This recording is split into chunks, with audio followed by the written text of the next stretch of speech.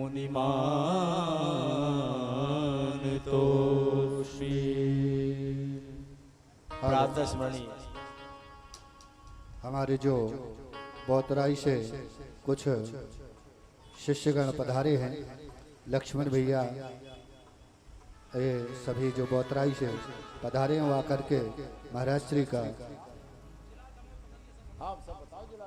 जिला दमोह पथरिया से ग्राम बोतराई से पधारे हुए लक्ष्मण भैया और सभी जो साथ में पधारे हैं आकर के महाराज श्री का माल्यार्पण करके पूजन करें, स्वागत करें और आशीर्वाद ग्रहण करें। हमें पता है कौन कौन पधारे हैं। दाऊ सोनी भैया, दिनेश यादव, अनुरुद्ध। रक्षाबंधन के चंदन का प्यार नहीं होता, वो घर एकदम सूना सूना होता है जिस घर में बेटी का अवतार नहीं होता। बेटियां घर में हो तो घर की पुरानी खिड़कियों को खोलती हैं, बेटियां घर में हो तो घर की दीवारें बोलती हैं। बेटा घर हो तो बेशक चूल्हा ठंडा रह जाए, बेटियां घर हो तो भूखा मेहमान नहीं जा सकता है। बेटियों ने हरदम नाम ही रोशन किया है, बेटियों ने हरदम नाम ही रोशन किया है। वक्त पे बनकर मीरा जहर का प्याला पिया है, तलवार ले लक्ष्मीबाई बनी है, मदर टेरेसा बन करुणा का सागर हो गई हैं, सानिया बन खेल के मैदान में भी खिलखिलाई, सुलता मंगेशकर सुर के समुद्र डोलते हैं। मूर्ख हैं जो बेटियों को बेटों से कम तोलते हैं, मूर्ख हैं जो बेटियों को बेटों से कम तोलते हैं। बाप की पगड़ी है, माँ का रेशमी प्रधान है, बेटियां भगवान का सबसे बड़ा वरदान है। बेटियां यदि नहीं होंगी तो इस सृष्टि की कल्पना अधूरी रह सकती है। तो हम समझते हैं कि आज जिस उद्देश्य हेतु ऐसे अमृत दिवस में हम बैठे हैं, मुझे लगता है कि दूर का तो एक कण भी पर्याप्त है। तुलसीदास जी एक पत्र लिखते हैं और देखते हैं कि रहीम जी अपने सिर में मिट्टी उलीच रहे हैं, जैसे एक हाथी उलीच रहा था पहले। तो हाथी को देख करके रहीम जी भी अपने ऊपर मिट्टी डालने लगे। तुलसीदास जी ने एक पत्र लिख दिया, इस तरफ से नदी को और उस तरफ भेज दिया और कहा, कौ रहीम धूरी धरत निज शीश पर, कौ रहीम कह काज। अरे भाई, अपने सिर पे ये मिट्टी बार बार क्यों उलीच रहे हो। उन्होंने भी एक पत्र लिखा और भेज दिया तुलसीदास जी के पास कि जा रज से मुनि पत्नी तरी सो खोजत महाराज, कि जिस रज के एक कण से पत्थर भी नारी बन सकता है, तो शायद कोई वो कण तो नहीं जो हमारे ऊपर पड़ जाए और मैं भी मानवता को प्रकट हो जाऊं। तो मैं समझता हूं कि ये यज्ञ की भूमिका है और मेरी परंपरा तो सिर्फ इतनी सी है कि एक संत से न वो पाठ करते थे, न पूजा, न तिलक, न बंधन, न चंदन, कुछ भी नहीं करते थे।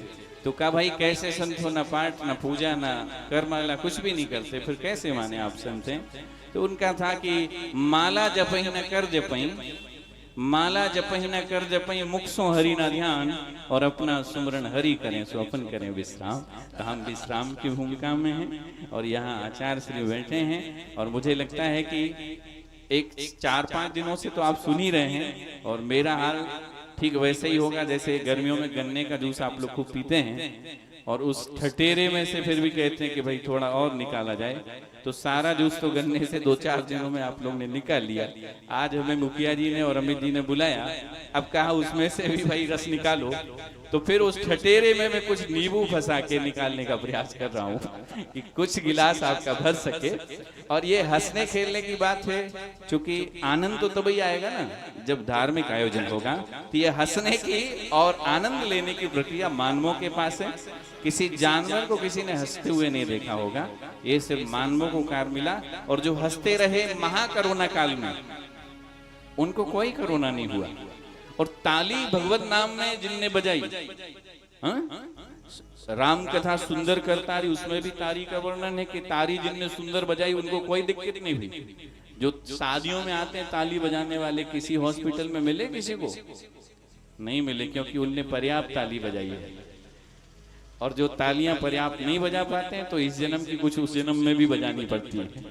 इसलिए इसी जन्म में पूरी बजाओ, अगले में नहीं बजानी पड़ेंगी। हरि का नाम चल ही रहा है। और जहाँ हार्ट का ऑपरेशन हो रहा था, तो हार्ट के ऑपरेशन के बाहर लिखा था 4 लाइनों में कि हंस बोल लिया होता हंस बोल लिया होता खुल कर के यारों के साथ, तो हमें ना खोलना पड़ता इन औजारों के साथ, हमें ना खोलना पड़ता इन औजारों के साथ। तो कहीं हृदय आपका औजारों से ना खोलना पड़े, इसलिए हरे भजन में खोल लीजिए, आनंद हो जाएगा। तो ऐसे आचार्य श्री के चरण कमल यहाँ विराजमान हैं। और मुझे तो लगता है कि तुलसीदास जी ने एक जगह लिखा है कि बिन हरि कृपा मिले ही नहीं संता, फिर दूसरी जगह लिखा पुण्य पुंजयति मिलयति संता। पूछा भाई कि हरि कृपा से मिलते हैं कि पुण्य पुंज से मिलते हैं? तो कहा चलते चलते जब कभी हमारा मन बन जाए संत आश्रम में जाने का, तो समझिए हरि कृपा हुई है। हरि कृपा के प्रभाव से हमें संत मिला है। लेकिन चलते चलते कभी संत ही मन भटक दे और संत ही चलते चलते आ जाए, तो समझिए पूर्व के पुण्य और पुंज यहाँ उदय हुए हैं। तो ऐसे संत आचार्यों का दर्शन हम सबको हो पाता है। जय श्री राधे, जय श्री कृष्ण। बहुत समय नहीं।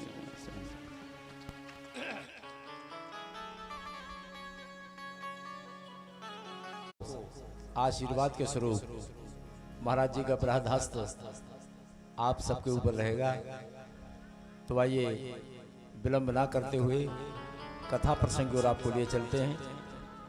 आज चतुर्थ दिवस की कथा है, बड़े रसमयी आनंद की कथा है। आज तो जिस तरह रसगुल्ले की बात होती है ना, रसगुल्ले की कथा है। तो आइए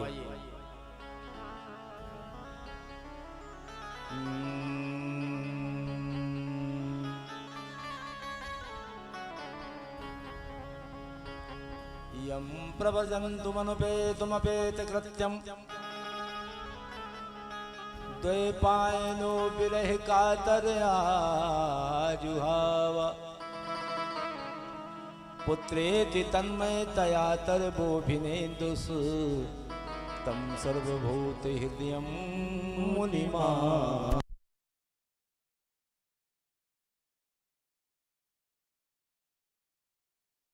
मथुरा में घनश्याम हुए, गोकुल में बजी बधिया। मथुरा में घनश्याम हुए, गोकुल में बजी बधिया। नाच उठा मन मोह, नाच उठा मन मोह, नाच उठा मन मोह।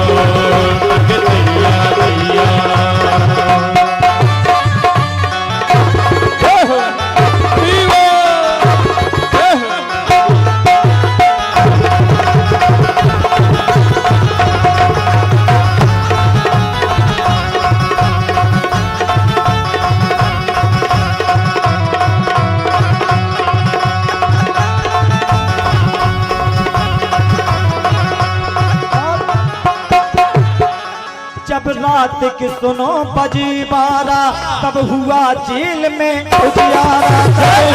जेल में उजियारा, जब हुआ जेल में उजियारा। भगवान कन्हैया मथुरा की जेल में पैदा हुए और बधाइयां कहाँ बाज रही हैं? गोकुल में। और जैसे ही उनका प्राकट्य हुआ रात को 12 बजे, हुआ क्या? जब रात की सुनो बजी 12, तब हुआ जेल में उजियारा। और टूटे तारे खुल गए द्वारे, टूटे तारे खुल गए द्वारे। सो गए सारे पहरे वाले, सो गए सारे पहरे वाले, सो गए सारे पहरे वाले। सोच देव की बस देव मन में प्रगटे चक्र चलिया। जय हो। सोच देव की बस देव मन में प्रगटे चक्र चलिया। और नाच उठा मन मोह, तक भैया भैया। नाच उठा मन मोह, तक भैया भैया। नाच उठा मन मोह, तक भैया भैया। नाच उठा मन मोह, तक भैया भैया। जय हो।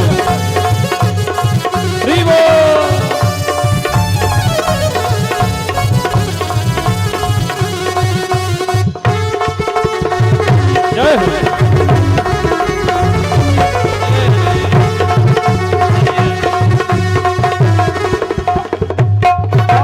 बिजली चमके बादल गरजे, बिजली चमके बादल चल रही पवन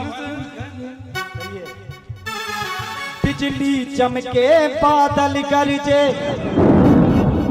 दादुर बोले बारी बारी दादुर बोले बारी बारी दादुर बोले बारी बारी लेके बस देव चली गोकुल घन घोर घटा दी अंधियारी घन घोर घटा दी अंधियारी घन घोर घटा दी अंधियारी बीच गगन में छुपा है चंदा चमके नहीं तरिया बीच गगन में छुपा है चंदा चमके नहीं तरिया नाच उठा मन मोर तक दैया दैया नाच उठा मन मोर तक दैया दैया ये नाच उठा मन मोर तक दैया दैया मथुरा में घनश्याम हुए गोकुल में बजी बधैया हे मथुरा में घनश्याम हुए गोकुल में बजी बधैया नाच उठा मन मोर तक दैया दैया